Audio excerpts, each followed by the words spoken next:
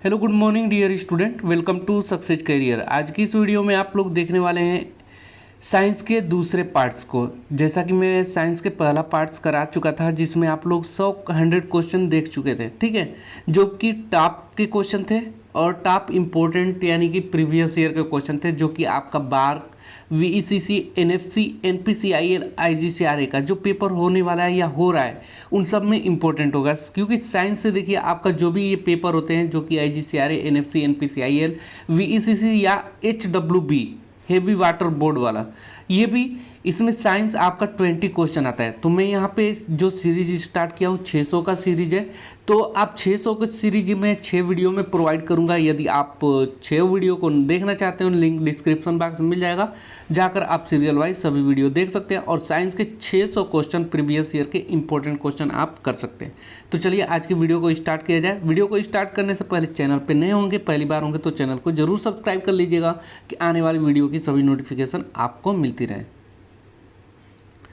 जैसा कि मैं आप लोगों को बताया था 100 क्वेश्चन में आप लोगों को करा दिया था। 100 नंबर का क्वेश्चन था, सबसे बड़ी ग्रंथि कौन सी होती है, तो कौन सा होता है, यकृत होता है। ये मैं करा चुका था, ठीक है। 101 नंबर का क्वेश्चन देखिए, सर्वाधिक पुनरुद्ध भवन की क्षमता यकृत में है, तो क्या है, यकृत में होता है ना।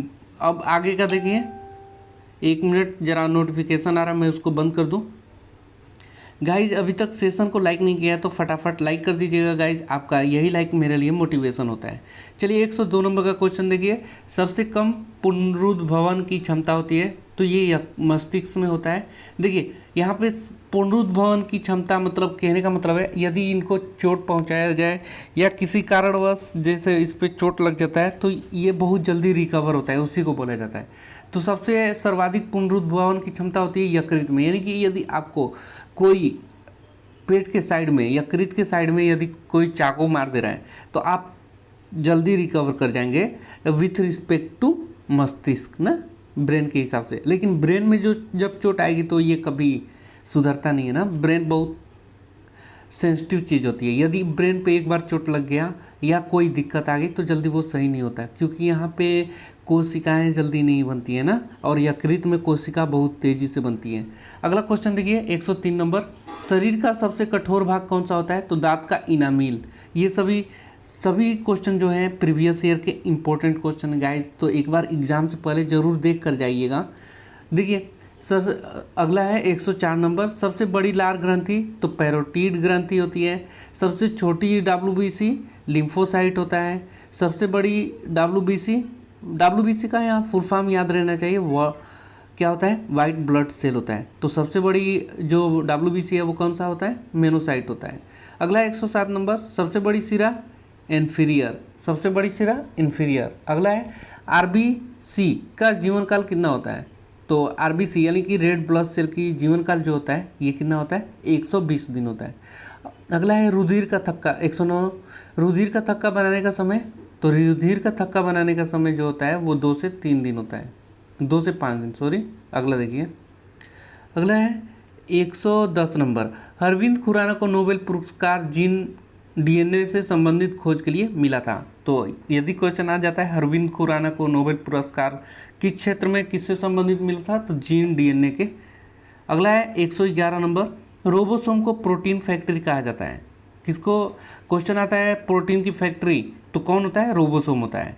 अगला है मानव में गुणसूत्रों की संख्या, तो याद रखिएगा मानव में गुणसूत्रों की संख्या 46 होती है, और यदि जोड़ी में पूछा जाए तो कितना होता है, 23 जोड़ा होता है। अगला क्वेश्चन देखिए, चेचक की टीके की खोज किसने की, तो टेटक की, ठीक है, चेचक की टीके की खोज एडवर्ड जेनर ने की। एडवर्ड जेनर नॉर्मली याद रखिएगा ना। अगला क्वेश्चन बढ़ते हैं, दिया है स्वस्थ मनुष्य के शरीर रक्त का पीएच मान। देखिए शरीर का पीएच मान कितना होता है, सॉरी शरीर के रक्त का ना, मानव रक्त का जो पीएच मान होता है वो 7.4 होता है गाइज। ये काफ़ी इंपॉर्टेंट है और बार बार क्वेश्चन आने वाले क्वेश्चन है, सभी इंपॉर्टेंट क्वेश्चन है गाइज ना। आगे देखिए, लाल रक्त कणिका है, आरबीसी का निर्माण अस्थि मज्जा में होता है। कहाँ होता है, आरबीसी का रक्त कणिका का निर्माण, आरबीसी का निर्माण अस्थि मज्जा में होता है। अस्थि मज्जा कहाँ होता है ये बता दूं मैं, जो हड्डियाँ होती है ना, तो हड्डियों के बीच में जो छोटे छोटे पार्ट्स होते हैं जो काले काले होते हैं उसी को अस्थि मज्जा बोला जाता है। वहीं पर क्या बनता है, खून बनता है। अगला क्वेश्चन है, कोशिका की खोज अंग्रेज वैज्ञानिक रॉबर्ट हुक ने की थी। कोशिका की खोज किसने की थी? तो रॉबर्ट हुक ने की थी। आगे का क्वेश्चन 117 नंबर पे चलते हैं। 117 नंबर का क्वेश्चन है, नवजात बच्चों के शरीर में कुल कितनी हड्डियां होती हैं? तो नवजात शरीर में कुल हड्डियों की संख्या कितनी होती है? 300 हड्डियां होती हैं। लेकिन यही वयस्क हो जाने पे यही सब हड्डियां जुड़कर, देखिए जब बचपन होता है ना, बच्चे होते हैं नवजात बच्चे, तो उसमें छोटी छोटी बहुत सी हड्डियां होती हैं। जब उनको उठाएंगे आप तो लगेगा कि कैसे मतलब पूरा एकदम कोमल रहते हैं, इतना कोमल रहते हैं ना। तो उनके में हड्डी कितना होती है? 300 होती हैं। लेकिन यही वयस्क रूप हो जाता है तो कितना हो जाता है? तो 206 हो जाता है, क्योंकि हड्डियाँ जुड़ जाती हैं। इसी वजह से नवजात बच्चों को क्या किया जाता है? मालिश किया जाता है। अगला है, मानव शरीर में सबसे लंबी हड्डी कहाँ होती है? तो सबसे लंबी हड्डी फीमर होती है, और ये कहाँ होता है? जांग में होता है ना। अगला है, मनुष्य के शरीर में सबसे छोटी हड्डी, ये मैं ऑलरेडी करवा दिया हूँ, देखिए, लेकिन इंपॉर्टेंट है तो बार बार आएगा, तो उससे घबराइएगा नहीं, आपका ही रिवीजन होगा और अच्छे से तैयारी होगी। मनुष्य के शरीर में सबसे छोटी हड्डी स्टेपी, जो कि कहाँ होता है? कान में होता है। अगला क्वेश्चन है, मनुष्य की छाती में दोनों तरफ 12 पसलियाँ होती हैं। अगला है, आरबीसी लाल रक्त कण की कब्रगाह यकृत और प्लीहा को कहा जाता है। यानी कि यहीं पे क्या होता है? यकृत और प्लीहा मैंने स्प्लीन में ही जो आरबीसी खराब हो जाता है ना, वही प्लीहा में आकर अपना क्या करता है? ख़त्म हो जाता है। अगला है, रक्त का थक्का बनाने में विटामिन किसकी सहायता करती है? तो देखिए, रक्त का थक्का किसके कारण बनता है? विटामिन बी के कारण, विटामिन के कारण बनता है। रक्त का थक्का यदि विटामिन के की कमी है तो रक्त यदि कट जाता है आपका तो जल्दी थक्का नहीं बनता है। अगला क्वेश्चन है, रक्त समूह एवं RH तत्व की खोजकर्ता कौन है? तो रक्त समूह एवं RH तत्व की खोजकर्ता कार्ल लैंडस्टीनर ने की थी ना। अगला, AB रक्त समूह में एंटीबॉडी नहीं पाई जाती है, इसलिए यह सर्वग्राही होता है, कहलाता है ना। AB क्यों सर्वग्राही कहलाता है? क्योंकि इसमें एंटीबॉडी नहीं होती है। अगला है, रक्त समूह में एंटीजन नहीं होता है, यह सर्वदाता कहलाता है। कौन सर्वदाता होता है? तो ओ रक्त समूह क्या होता है? सर्वदाता है, और उसमें क्या नहीं पाया जाता है? एंटीजन नहीं पाया जाता है। अगला क्वेश्चन पढ़ते हैं। अगला क्वेश्चन है, मनुष्य के हृदय का भार कितना होता है? तो याद रखिएगा, मनुष्य के जो हृदय होता है वो 300 ग्राम का होता है। 127 नंबर का क्वेश्चन है, स्वस्थ मनुष्य का हृदय 1 मिनट में कितनी बार धड़कता है? तो कल मैं बताया था स्वस्थ मनुष्य का हृदय जो होता है 72 बार धड़कता है। लेकिन यही सांस की बात होती है, तो सांस कितनी बार चलती है? मनुष्य एक मिनट में कितनी बार सांस लेता है? तो वो लेता है 16 से 18 बार, ये याद रखिएगा। अगला क्वेश्चन देखिए, अगला क्वेश्चन है 128 नंबर, स्वस्थ मनुष्य रक्तदाब कितना होना चाहिए? तो 120/80 mmHg होता है ना।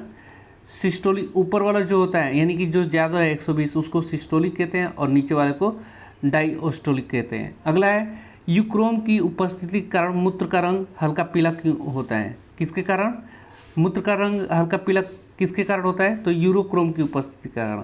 128 नंबर का क्वेश्चन में यदि आपका पूछ दिया जाता है सिस्टोलिक, मनुष्य के रक्तदाब का सिस्टोलिक वैल्यू कितना होता है? तो 120 बताइएगा। यदि डायस्टोलिक वैल्यू पूछे तो 80 mmHg बताइएगा ना। अगला क्वेश्चन है, एलिजा प्रणाली जो है ये किसके लिए किया जाता है? तो ये एड्स बीमारी HIV वायरस का पता लगाने के लिए एलिजा टेस्ट किया जाता है ना। अगला क्वेश्चन है 131 नंबर, टिटनस से शरीर का तंत्रिका प्रभावित होती है। कौन सा? तंत्रिका तंत्र जो है वो प्रभावित होता है। अगला है, स्वस्थ मनुष्य के शरीर में रक्त का औसत 5 से 6 लीटर होता है। देखिए यहाँ पे वन लाइनर में मैं आपका अधिक से अधिक क्वेश्चन कवर करना चाह रहा हूँ, क्योंकि आपका एग्ज़ाम काफ़ी पास में है, या आपका एग्ज़ाम अच्छे से तैयारी हो जाए, इस वजह से मैं आप लोगों को ये सारी चीज़ें मैं वन लाइनर के माध्यम से समझा रहा हूँ कि आपका समय कम लगे और आप जल्दी जल्दी सारे क्वेश्चन को देख पाए, रिवीजन में आपकी हो पाए, क्योंकि आपका एग्ज़ाम बहुत जल्द है। और कुछ लोगों का तो कल परसों में ही है, कुछ लोगों का आज भी है, और कुछ लोगों का अभी आने वाला है IGCRA का ना। तो सबका पैटर्न सेम होता है गाइज। IGCRA हो गया, NFC हो गया, NPCIL हो गया, SWB हो गया, VECC हो गया। चलिए आगे का क्वेश्चन देखिए, 133 नंबर, मनुष्य के रक्त का शुद्धिकरण कहाँ पे होता है? तो मनुष्य के रक्त के जो शुद्धिकरण होता है वो किडनी में होता है। कहाँ पे होता है? किडनी में होता है। और हृदय में क्या होता है? तो हृदय में शुद्ध हवा, ऑक्सीजन जो होता है ये खून के साथ क्या होता है? मिक्स होता है ना। अगला क्वेश्चन देखिए, मानव शरीर की सबसे छोटी ग्रंथि कौन सी होती है? तो मानव शरीर की सबसे छोटी ग्रंथि प्यूटरेट ग्रंथि होती है, ये मस्तिष्क में होता है। अगला है मानव शरीर में सबसे बड़ी ग्रंथि यकृत होती है। इंसुलिन की खोज किसने की? तो बैटिंग एवं बेस्ट ने की। इंसुलिन की खोज किसने की? बैटिंग एवं बेस्ट ने की। अगला है 137 नंबर, वस्तु का प्रतिबिंब आंखों के रेटिना से बनता है। अगला है नेत्रदान में आंख की कार्निया को दान किया जाता है। त्वचा का कैंसर सूर्य की पराबैंगनी किरणों से होता है। त्वचा का कैंसर सूर्य की पराबैंगनी किरणों से होता है ना, इस वजह से धूप से आप लोग बचिए। अगला है 140 नंबर, किडनी में बोमन कैप्सूल पाया जाता है। किडनी में कौन सा कैप्सूल पाया जाता है? बोमन कैप्सूल पाया जाता है। अगला क्वेश्चन है सिरोसिस बीमारी लीवर को प्रभावित करती है। सिरोसिस बीमारी किसको प्रभावित करती है? लीवर को प्रभावित करती है। अगला है 142 नंबर, एल्ब्यूमिन रक्त प्रोटीन के बीच प्लाज्मा में पानी की मात्रा को नियंत्रित करता है। अगला है एप्रिनेफ्रिन हार्मोन हृदय की समस्या के इलाज के लिए एक दवा के रूप में इस्तेमाल किया जाता है। तो 143 क्वेश्चन हो गया। चलिए 144 पे चलते हैं। 144 नंबर का क्वेश्चन है, एक 2 साल की उम्र के बच्चे में आहार में अधिक प्रोटीन शामिल करना चाहिए। कोई भी बच्चा हो या देखिए, सबसे ज़्यादा जब मनुष्य वृद्धि कर रहा होता है, अपना विकास कर रहा होता है, बड़ा होता रहता है, उस समय सबसे ज़्यादा किसकी ज़रूरत पड़ती है? हमारा शरीर में विकास कौन करता है? तो प्रोटीन ही करता है। तो इस वजह से प्रोटीन अधिक मात्रा में होना चाहिए खाने में।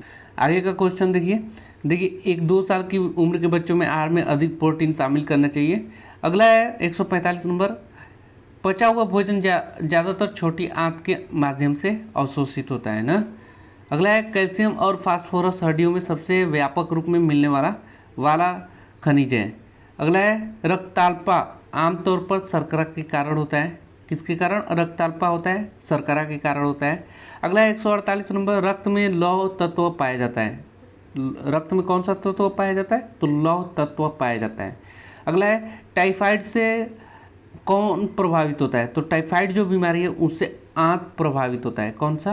आंत। अगला है जल पर तैरने वाली धातु को कौन सी है? तो जल पे ऐसा धातु का नाम बताइए जो जल पे तैरती हो। तो ये सोडियम होता है। सोडियम एक क्या है? धातु है जो कि जल पर तैरता है। अगला क्वेश्चन है प्रकृति में मुक्त अवस्था में कौन सी धातु पाई जाती है? तो चांदी। कौन सा? मुक्त अवस्था में पाया जाता है चांदी।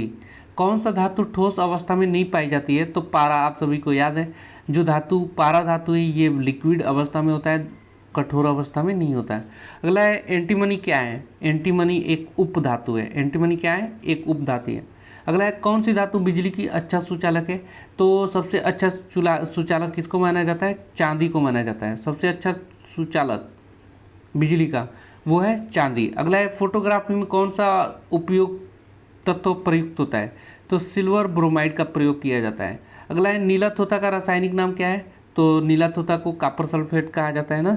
सबसे कठोर धातु कौन सा होता है? तो प्लेटिनम होता है। सबसे कठोर धातु प्लेटिनम। 158 नंबर, सफ़ेद स्वर्ण किसे कहा जाता है? तो सफ़ेद स्वर्ण प्लेटिनम को कहा जाता है। अगला है विद्युत बल्ब का तंतु किसका बना होता है? तो ये टंगस्टन का बना होता है। अगला है 160 नंबर, कौन सी धातु अचालक की भांति ट्रांजिस्टर के रूप में प्रयुक्त होता है? तो हैजरमेनियम के कारण अचालक की भांति ट्रांजिस्टर का रूप काम करता है। अगला है किन तत्वों के लवणों द्वारा आतिशबाजी के रंग प्राप्त होते हैं? तो आपका करेक्ट आंसर क्या हो जाएगा? SR व बी है। अगला है किस रेडियो धर्मी तत्व के भारत में विशाल भंडार है? तो कौन सा रेडियो धर्मी तत्व है? थोरियम जो है इसका बहुत मात्रा में हमारे भारत में क्या है कि विशाल भंडार है। अगला है कल्पक्कम के फास्ट ब्रीडर्स टेस्ट रिएक्टर कौन सा तत्व ईंधन में प्रयुक्त होता है? तो यूरेनियम प्रयुक्त होता है। कल्पक्कम के फास्ट ब्रीड टेस्ट रिएक्टर में ईंधन के रूप में कौन सा प्रयोग होता है? यूरेनियम होता है। अगला है भारी जल क्या है? तो भारी जल एक मंदक है। भारी जल का सूत्र क्या होता है? तो DTO होता है, ये याद रखिएगा। अगला क्वेश्चन है भारी जल क्या है? तो मंदक आपको बता ही दिया। अगला 165 नंबर का, सामान्य किस्म का कोयला कौन सा है? तो सामान्य किस्म का कोयला बिटुमिनस है। अगला हैलोजन में सबसे अधिक अभिक्रिया कौन करता है? तो है क्लोरीन करता है। कौन करता है? हैलोजन में सबसे अधिक क्रिया कौन करता है? क्लोरीन करता है। अगला है प्रकृति में सबसे कठोर पदार्थ कौन सा है? तो सबसे कठोर पदार्थ मैंने बता दिया था आपको, हीरा है, ये याद रखिएगा। कार्बन के 2 अपरूप कौन सा है? हीरा और ग्रेफाइट। कार्बन के 2 अपरूप हीरा और ग्रेफाइट ना। अगला क्वेश्चन है हीमोग्लोबिन में उपस्थित धातु कौन सा होता है? तो लोहा होता है। हीमोग्लोबिन में कौन सा धातु उपस्थित होता है? हीरा होता है। अगला 170 नंबर, संचायक बैटरियों में कौन सा धातु प्रयोग की जाती है? तो संचायक बैटरियों में सीसा संचायक बैटरी नाम सुने होंगे, तो कौन सा धातु होता है? सीसा। अगला है वायुयान के निर्माण में कौन सा धातु उपयुक्त होता है? तो वायुयान के निर्माण में जो धातु उपयोग किया जाता है वो है ड्यूरेलमीन धातु। कौन सा? ड्यूरेलमीन धातु। अगला है एडम उत्प्रेरक किस धातु का नाम है? तो एडम उत्प्रेरक एडम उत्प्रेरक किस धातु का नाम है? तो प्लेटिनम का नाम है ना। अगला क्वेश्चन बढ़ते हैं 173 नंबर। 173 नंबर का क्वेश्चन है स्टील में कार्बन का प्रतिशत कितना होता है? तो स्टील में कार्बन की जो प्रतिशत होती है वो 0.1 से 1.5% होता है। अगला 174 नंबर, एल्युमिनियम का मुख्य अयस्क क्या है? तो एल्युमिनियम का मुख्य अयस्क बक्साइट होता है, याद कर लीजिएगा। अगला है मायोग्लोबिन कौन सी धातु है? तो वो लोहा होता है। मायोग्लोबिन कौन सा धातु है? लोहा होता है। अगला क्वेश्चन है समुद्र में सबसे अधिक मात्रा में कौन सी धातु पाई जाती है? तो सोडियम पाया जाता है। कौन सा? सोडियम Na पाया जाता है ना। अगला क्वेश्चन है कौन सी धातु जल के साथ अभिक्रिया करके ऑक्सीजन गैस पैदा करती है? तो कैडमियम जो है, कैडमियम धातु, ये जल से अभिक्रिया, ऑक्सीजन से अभिक्रिया करने के बाद क्या बनाता है? धातु जल से अभिक्रिया करने के बाद कैडमियम जल से अभिक्रिया करने के बाद ऑक्सीजन बनाता है। धातु की प्रकृति कैसी होती है? तो धातु की प्रकृति जो होता है विद्युत धनात्मक होता है। अगला पीतल में कौन सी धातुएं होती हैं? तो पीतल में तांबा व जस्ता होता है।